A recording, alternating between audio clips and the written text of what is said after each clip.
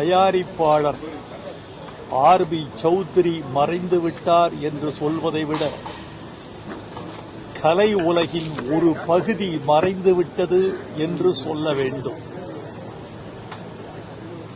சினிமாவே சுவாசமாக வாழ்கிறவர்கள் மிகச் சிலர். சினிமாவை தொழிலாக செய்கிறவர்கள் மிக பலர்.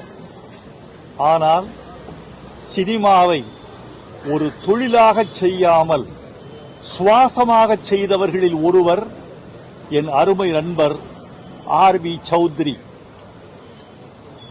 ஏவிஎம், வாகினி, தேவர் பிலிம்ஸ், பிரசாத், ஜெமினி போன்ற நிறுவனங்கள் செய்ய வேண்டிய பெரும்பணியை தனி மனிதனாக செய்தவர் ஆர்.பி. சௌத்ரி.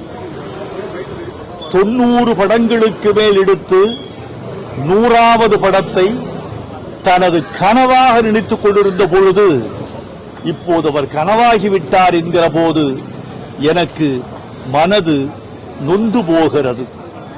என் அருமை நண்பர், எங்கள் சந்திப்புகளெல்லாம் கலை சந்திப்புகள் மட்டுமல்ல, சமூக சந்திப்புகள், ஆனந்தமான சந்திப்புகள், கலை உலக வரலாற்று சந்திப்புகள்.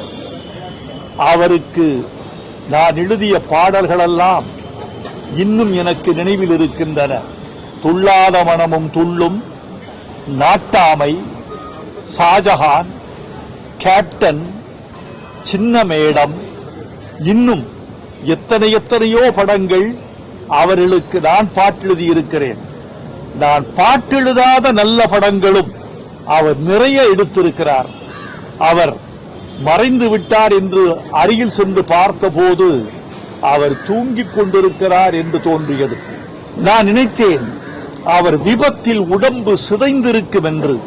இல்லை, அவர் உடம்பு சிதையவில்லை, அவர் உறங்கிக் கொண்டிருப்பது மாதிரியே இருக்கிறது. அவர் கனவுகள் சினிமா நன்றாக இருக்க வேண்டும் என்று அவருடைய படங்கள், அவருடைய கனவுகள், அவருடைய பெயரை சொல்லிக்கொண்டே இருக்கும். எத்தனையோ இளம் இயக்குநர்களுக்கு பிதாமகனாக இருந்தவர் சௌத்ரி.